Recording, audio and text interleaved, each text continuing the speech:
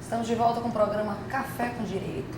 E como eu sempre disse a vocês, o programa Café com Direito tem o objetivo de levar conhecimento jurídico para que você, cidadão, possa exercer a sua cidadania, porque ela não é um presente que nasce com a certidão, é algo que você tem que buscar e isso você faz pelo conhecimento. Eu estou aqui, com meu ilustre querido professor, Roque Carrasa, e ele estava exatamente comentando o que eu pedi para falar sobre a resolução número 13 do Senado. Qual a sua opinião, diante da sua participação, de tudo sobre a resolução número 13, professor? Bom, a resolução número 13, de 25 de abril de 2012, e que entrou em vigor há pouco tempo, no dia 1º de janeiro de 2013, ela visa acabar com a guerra fiscal entre as unidades federadas em matéria de ICMS. Eu acho que uma pequena história que se impõe. Tudo começa com a apresentação de um projeto de resolução do Senado, o projeto de resolução do Senado número 72 de 2010, de autoria do senador Romero Jucá. De acordo com esse projeto, as operações interestaduais com mercadorias ou bens importados do exterior que não tivessem passado por nenhum processo de industrialização seriam submetidas a alíquota zero por meio de ICMS, ou seja, quando houvesse uma venda de uma mercadoria de um estado para outro, de um estado para o Distrito Federal, de um bem importado, que depois do desembaraço aduaneiro não tivesse passado por nenhum processo de industrialização, não haveria cobrança, não haveria incidência de ICMS. Bom, o assunto suscitou muitas polêmicas, muitas discussões. Eu me lembro, Sheila, que eu até participei de uma audiência pública no Senado para discutir o tema. E, afinal, o que aconteceu? Foi aprovada a resolução número 13 de 2012, que entrou em vigor, repito, no dia 1º de janeiro de 2013. De acordo com essa resolução, as operações interestaduais realizadas a partir de 1º de janeiro de 2013, com bens e mercadorias importados do exterior, que após o desembaraço aduaneiro não passaram por nenhum processo de industrialização, são tributadas, mas tributadas por uma única alíquota, uma alíquota de 4%. Cabe ao CONFAZ estabelecer o que se entende por produto industrializado. Agora, essa resolução número 13 aperfeiçoou um pouco o projeto, porque permite também a cobrança dessa única alíquota de 4%, quando o bem ou a mercadoria importado passou sim por um processo de industrialização, mas tem um coeficiente de importação superior a 40%, também cabendo ao CONFAZ regular o assunto. O CONFAZ é um conselho ao qual comparecem representantes de todos os estados e do Distrito Federal, sob a presidência de um representante do Ministério da Fazenda. A União também participa, por assim dizer, das reuniões do CONFAZ.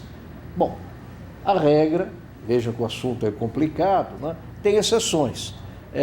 As operações e prestações com bens e mercadorias produzidos na Zona Franca de Manaus são sempre tributadas quando levam o produto para outro estado que não é o Amazonas, a uma alíquota de 4%.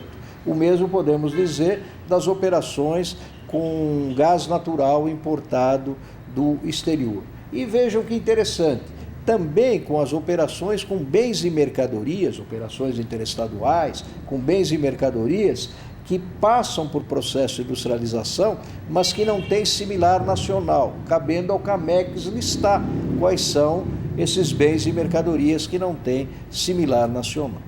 Muito bom. O objetivo realmente é louvável, acabar com a guerra fiscal. Mas, em alguns pontos, a resolução, a meu ver, agride a Constituição, não passa, portanto, pelo teste da constitucionalidade. Então, algumas ideias.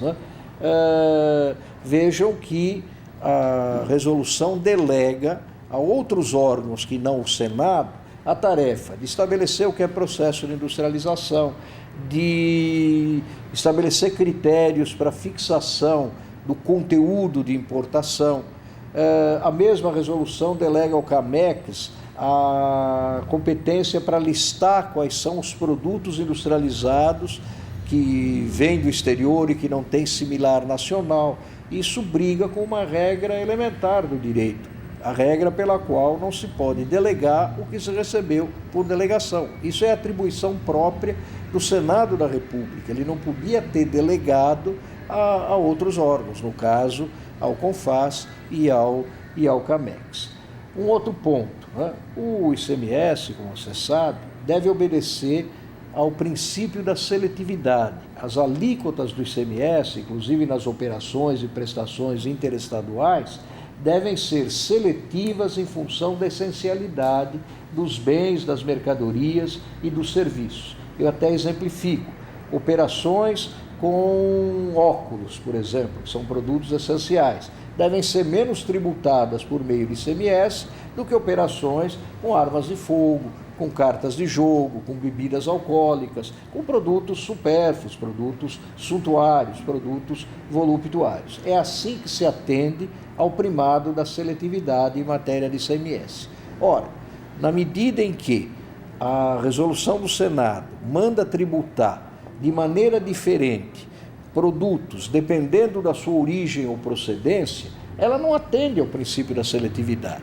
Porque um produto não se torna mais ou menos seletivo só porque ele foi produzido no Brasil ou foi produzido no exterior. Um produto é mais ou menos seletivo de acordo com a sua finalidade, não é? O princípio da seletividade, portanto, nesse particular, é atropelado.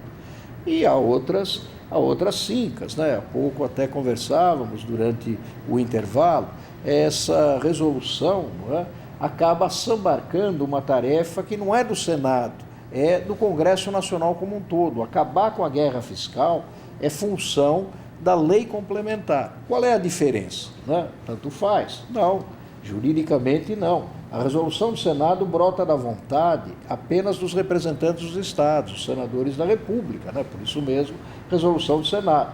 Já a lei complementar brota da vontade da nação brasileira, na medida em que as leis complementares só podem ser aprovadas por maioria absoluta dos membros do Congresso Nacional, maioria absoluta dos senadores da República e dos deputados federais, dos representantes dos estados, os senadores, e dos representantes do povo, os deputados federais. Logo, o Senado invadiu uma competência que a Constituição reservou ao Congresso, o que também tipifica uma inconstitucionalidade.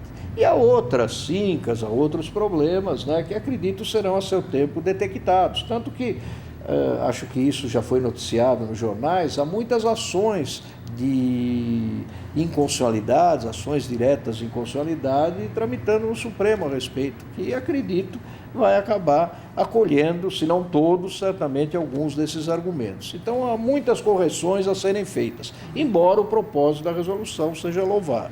É isso, fica todo brasileiro, né, tanto empresário como o próprio contribuinte direto, fica na preocupação de querer uma mudança nesse âmbito tributário, né?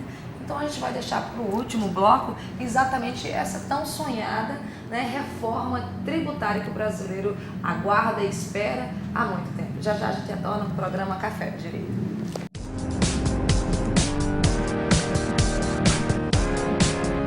Eu agora vou dar um recadinho muito especial para você. Os especialistas no mercado imobiliário são unânimes em afirmar que o DCT Empreendimentos Corporativo da construtora Planck, lançado às margens da BR-230, é o mais bem-sucedido lançamento do mercado neste ano. Um lançamento ousado que mudou para sempre o perfil dos empreendimentos corporativos na Paraíba.